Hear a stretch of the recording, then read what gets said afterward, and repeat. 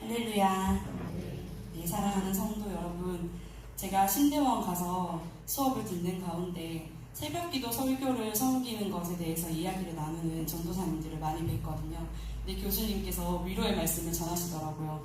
가뜩이나 사람도 없는데 5명, 3명 세워놓고 괜히 어려운 설교 해가지고 다 떠나보내지 말고 쉽게 설교하라고 위로하신 걸 들었는데 제가 얼마나 감사한지 모르겠는 거예요. 저는 이 앞에 서서 항상 많은 우리 성도님들 보니까 너무 귀하다 이런 마음이 들었습니다. 그래서 특별히 주시는 마음이 있어서 함께 좀 인사를 나눴으면 좋겠어요. 새벽이라 쌩얼이라 서로 조금 부끄러울 수도 있지만 오시느라 수고하셨다고 한번 인사를 나눠볼까요? 오시느라 수고하셨습니다. 네, 하나님께서 더욱 크신 은혜로 이 새벽에 임하시기를 간절히 간구합니다. 네, 오늘의 본문 말씀은 저희가 그냥 읽어보았을 때는 다윗은 참 좋겠다. 얼마나 하나님이 지키시고 은혜를 베푸셨으면 이런 찬양을 했을까라는 생각이 들 수 있습니다. 그러나 오늘의 본문 말씀은 다윗이 아비멜렉 앞에서 미친 채 하다가 쫓겨나서 지은 시라는 제목이 붙어있는 시편 34편의 말씀입니다. 이 말씀은 사무엘상 21장을 배경으로 하는데 사울 왕에게 목숨의 위협을 받고 있던 다윗은 도망하다가 블레셋의 5대 성읍 중 하나인 가드로 도망하여 그곳의 왕 아기스에까지 가게 되었습니다.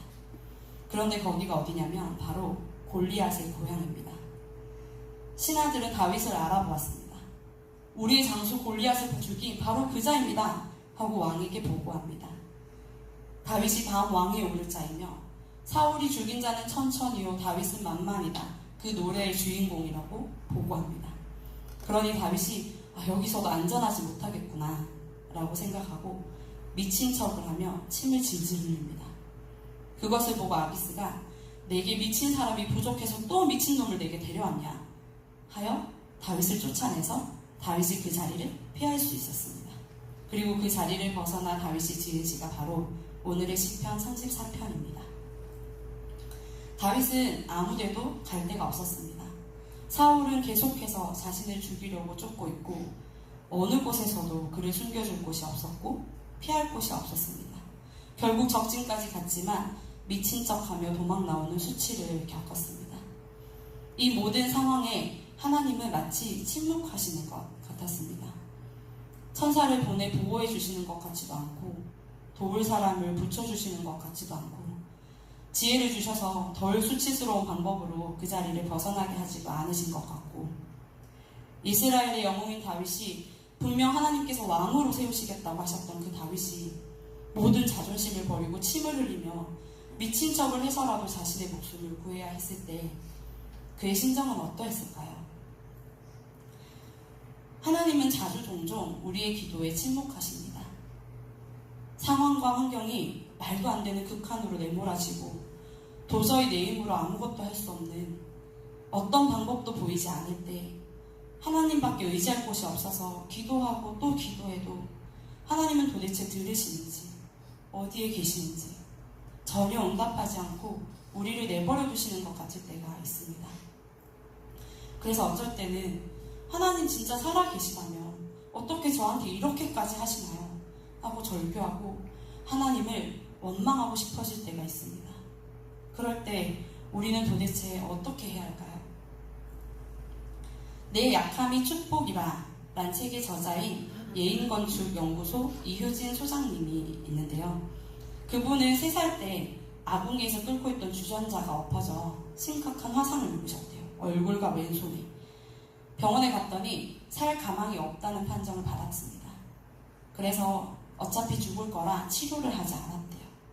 근데 일주일이 지난 뒤에도 아이가 살아있는 거예요. 부모님이 부랴부랴 병원에 데려가셨지만 이미 치료 시기를 놓친 이후였습니다. 초등학생이 되고 학교를 가니 파충류 같다, 괴물 같다는 놀림을 받으며 자라나게 됐대요. 놀리는 친구들이 아침에 등교할 때, 하교할 때 따라다니며 괴롭히고 쉬는 시간마다 찾아와 괴롭히고 그런데 그 시절 선생님들은 아무도 그걸 제재하거나 도와주지 않았대요. 그래서 홀로 고립된 느낌으로 살아가게 되었답니다. 공부를 열심히 해서 대학에 가고 좀 큰 도시에 지성인들 사이에 가면 좀 나아질까 해서 열심히 공부해서 대학을 갔는데 오히려 외모지상주의가 그치인 그런 대학교, 대도시 안에서 예쁜 여대생들 사이에 서니까 그때부터는 그전에는 조금 괴물같이 느껴졌던 지금은 정말 벌레처럼 자신의 삶이 너무나 하찮고 자신은 그냥 밟혀 죽어도 괜찮은 그런 존재처럼 여겨졌다고 합니다. 결국 20살 때 극단적인 선택을 했다고 해요. 수면제를 입에 쏟아부었는데 눈을 떠보니 위세처를 한 뒤 병원이었다고 합니다. 어머니가 손을 꼭 잡고 너 죽으면 나도 죽어 하셔서 그때부터는 어머니를 위해서 이를 악물고 살아보기로 결정했다고 합니다. 대학을 졸업하고는 그 얼굴로 취업이 쉽지 않았다고 해요. 인테리어 업계에 취업하려고 했더니 외모가 너무나 큰 장벽이 되었다고 합니다. 심지어 마침 IMF까지 겹쳐서 어떻게 할 수가 없었대요. 그래서 고민하다가 대학원에 진학해서 악착같이 공부하고 결국은 취업에 성공했어요. 한숨 돌리고 이제는 엄마에게 효도해야지 하는 날 동생에게 전화가 와서 어머니가 교통사고로 돌아가셨다고 연락을 받았다고 합니다. 어머니가 삶의 목적이고 이유였던 그녀에게는 하늘이 무너지는 것 같은 일이었대요. 도대체 어떻게 살아가야 할지 막막하고 이 인생에 일어나는 그 모든 일들이 이해가 되지 않았다고 합니다. 어머니는 하나님을 믿고 계셨고 그녀 또한 엄마 때문에 신앙생활을 해왔는데 그 하나님이 왜 자기한테만 이렇게 잔인한지 이해가 되지 않았대요. 하나님 정말 너무하신 거 아니냐고 따져 물었다고 합니다. 엄마를 데려가시면 어떻게 사냐고. 너무나 낙심 가운데 있는 그녀에게 교회 사모님이 엄마가 돌아가시기 전날 저녁 예배에서 내신 기도 제목을 꼭 알려주고 싶다며 연락이 왔대요. 그 기도의 제목은 효진이가 하나님을 믿게 해주세요 였다고 합니다. 하나님이 너무 원망스러운데 여전히 이해되진 않지만 엄마의 유언은 들어줘야겠다고 생각해서 예배에 참석한 그날 기도를 하는데 하나님이 안아주시는 것 같은 느낌이 들면서 너무나 큰 위로가 마음에 임했대요.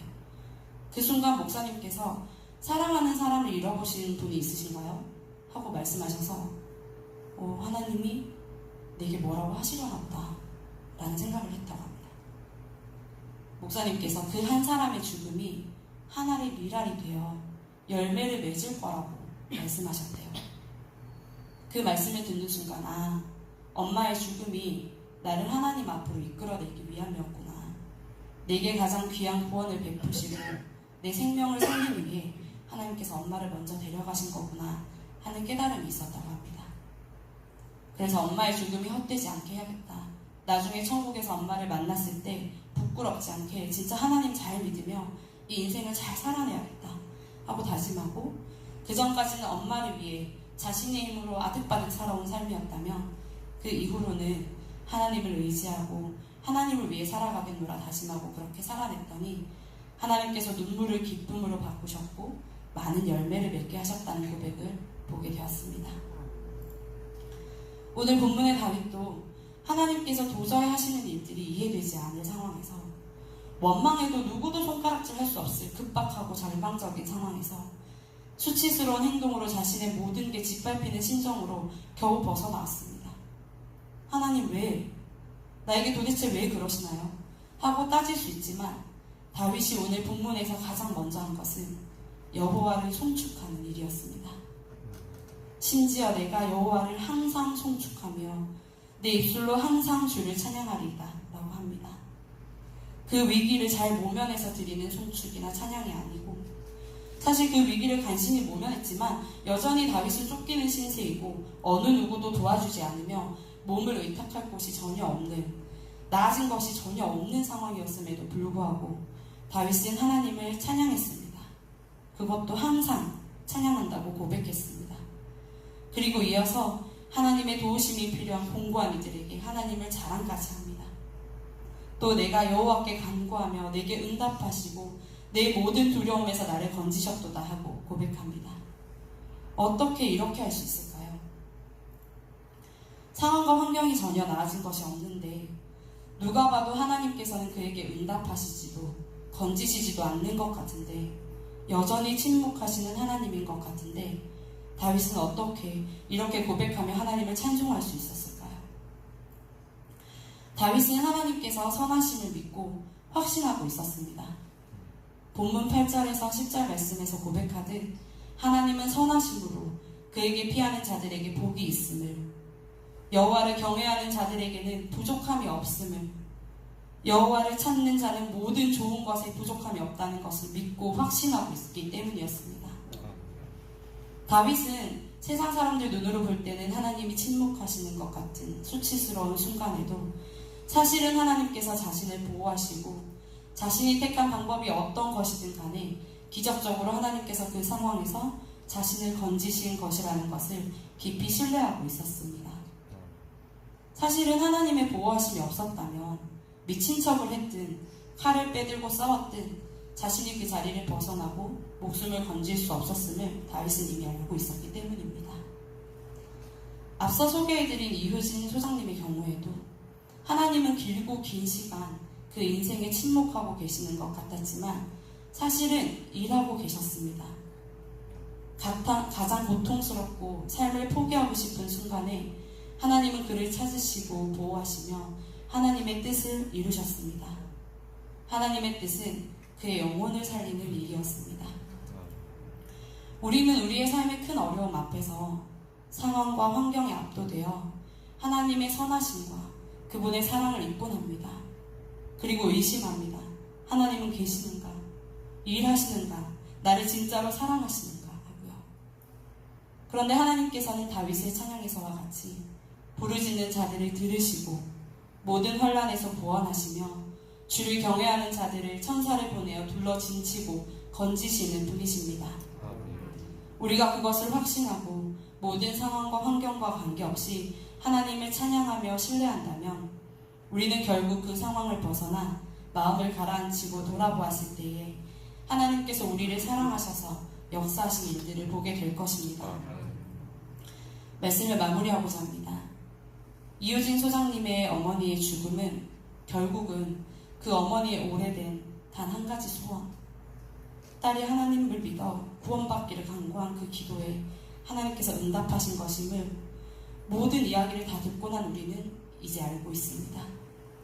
그렇다면 지금 내게 닥친 고난과 역경이 사실은 아무 상관없어 보이는 나의 오래된 간절한 기도가 응답되고 있는 과정일 수 있지 않을까요? 한 목사님께서 하시는 말씀을 듣게 되었습니다. 여리고성을 한 바퀴 도는데 서너 시간이 걸린다고 합니다. 이미 약속된 땅임에도 불구하고 마지막 날 7바퀴를 도는 일은 쉽지 않았을 것입니다. 5바퀴 정도 돌았을 때 땅이 흔들리든 벽돌이 하나 떨어지든 뭐라도 신호가 있어야 하는 거 아닌가 하는 생각이 들었을 것입니다. 7바퀴를 시작했을 때에도 아무런 일들이 일어나지 않았습니다. 이젠 정말로 이 일이 이루어지는 일일까? 의심스러운 그때, 마지막 그 순간에 하나님께서는 그 크고 단단한 여리고성을 한 번에 무너뜨리셨습니다.